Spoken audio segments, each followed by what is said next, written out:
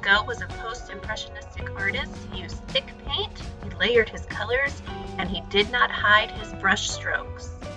All right, today we are going to do a landscape in the style of Vincent van Gogh. And we're gonna play a little bit with pretend and tying it more to where we live near St. Louis. All right, so what you're gonna do is you're gonna start with a piece of paper. With a pencil, go ahead and make a line across the paper. Notice how the line is not too high and it is not super low. So maybe place your whole hand down and then draw the line. Okay? And then, so I'm gonna make it a little darker so you can see it on the camera. But you guys always draw light until you get it right. And then I want you to draw the St. Louis Arch. So I'm gonna start right about in the middle of the paper. And I'm gonna draw a big rainbow line.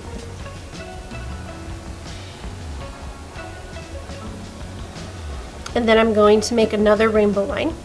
Now the St. Louis Arch, if you've ever actually looked at the arch, the bottom of the arch is a little thicker and it gets a little skinnier towards the top. So as I get towards the top, I'm going to make it get closer to the line I just drew, and then I'll come back out.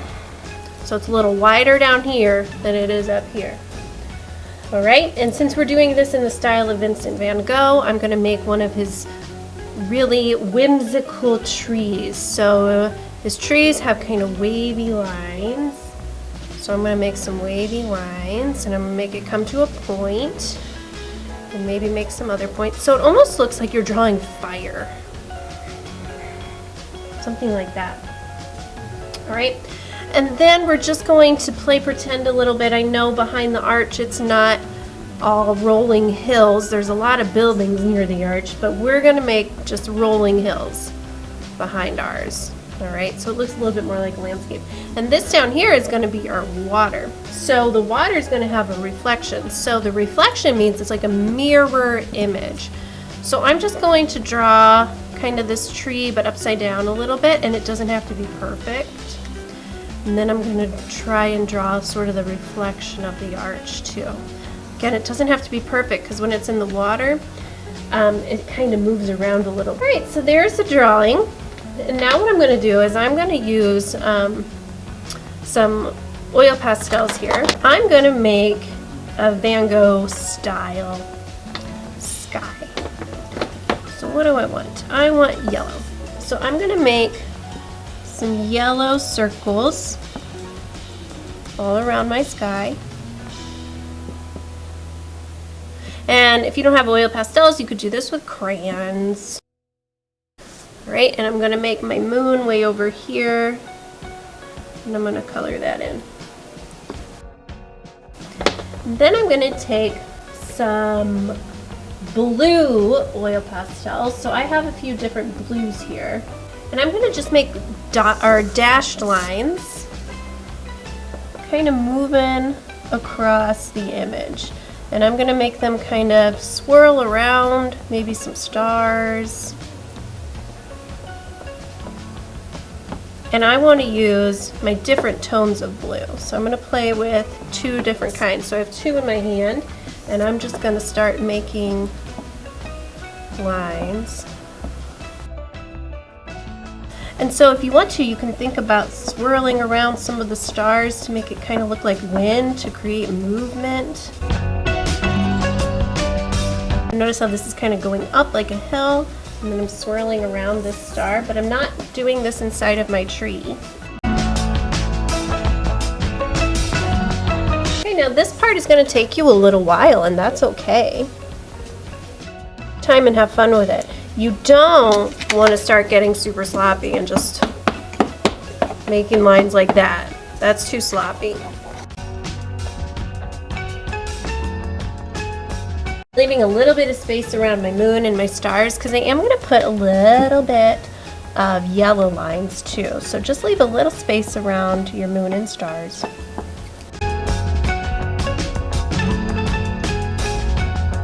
All right, so now what I'm going to do is I am going to move to like my rolling hills. And I'm going to go ahead and choose some green here, and I'm just going to outline with green, and I'm going to find however many greens I can, and I'm going to start with just one green here and make dashed lines or broken lines, and then I will go in with my other green and layer on top, and they might naturally start kind of blending together a little bit. Now when you're doing this, just be careful you don't accidentally get into your arch. Alrighty, so next I'm going to move on to our big tree shape here. So again, I'm going to outline all of this. And this, I'm going to use my greens and a little bit of black for this one. Kind of follow these curves. Now for this one, it's going to be kind of like what you did with the rolling hills. Like go ahead and do one color throughout the whole thing. Now, you might run into a problem. See how my arm is kind of leaning on all of this color here? It might start to appear on your hand. So if you want to, you can get an old sheet of paper or even a paper towel and lay it down.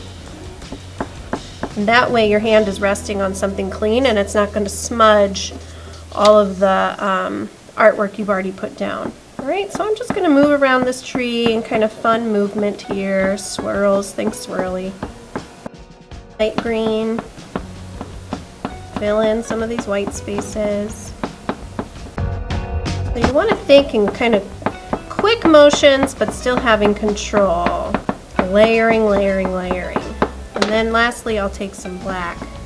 And I'll put a few little black marks throughout. Now for the arch, I'm just going to go ahead and outline this with black. So it pops out.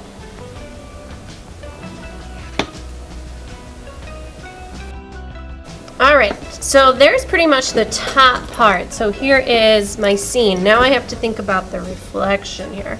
So the reflection you can outline sort of the same.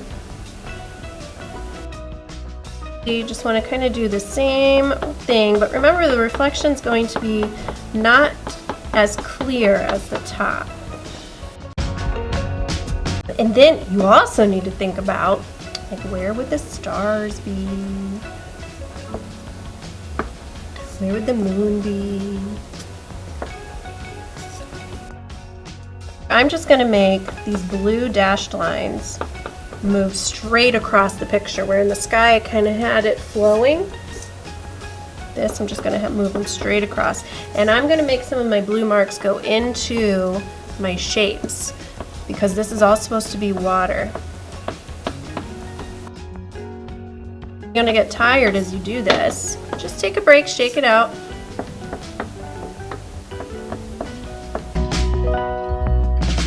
I have a beautiful landscape here in the style of Vincent van Gogh, and this right here is gorgeous. I love what it looks like, but I also could add a little paint here. So if you have some paints,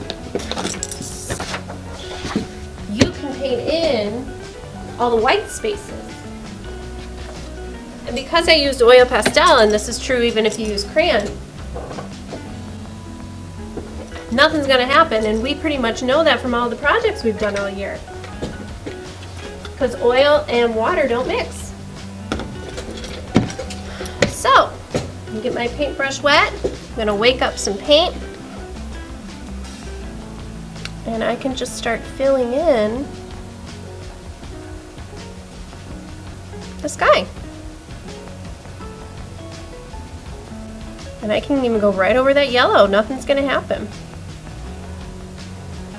And you can change your tones of blue. So right now I have kind of like this lighter blue.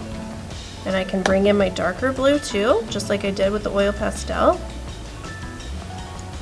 Or I can just keep it the same blue the whole time.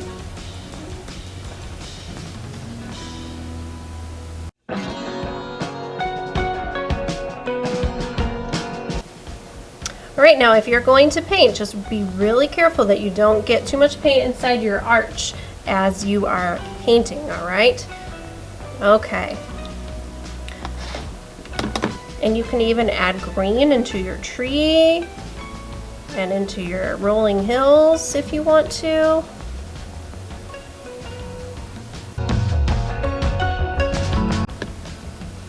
All right, now for the water, or let me do a little green here.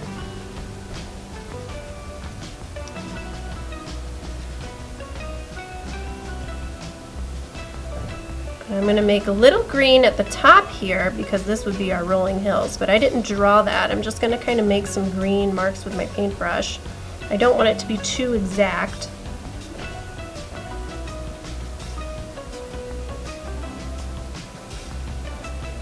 Okay, and then I'll go into my blue and I'll start painting my water. Now I'm bringing the blue a little bit into the tree because I want it to look like the water is kind of making some of these shapes a little fuzzy because the water is always moving. So the reflection's never going to be perfect unless the water was totally still. But in a river, the water moves, so it's going to have movement to it. So that means I'm going to make some of these blue marks go right over the arch here. And that's okay down here, but it's not okay on the top because the top is not in the water. Now I forgot to do this, but you want to make like a black line right where the water meets the ground, so that way there's a nice separation between the two. And I'm going to make mine just a little rough, not too perfect, so it's going to go a little bit into the water too. Like that. There we go. Right, once you feel everything looks good, you want to set this obviously in a good spot to dry, and you have created a beautiful artwork inspired by the famous artist Vincent van Gogh, and it ties into where we live with the St. Louis Arch.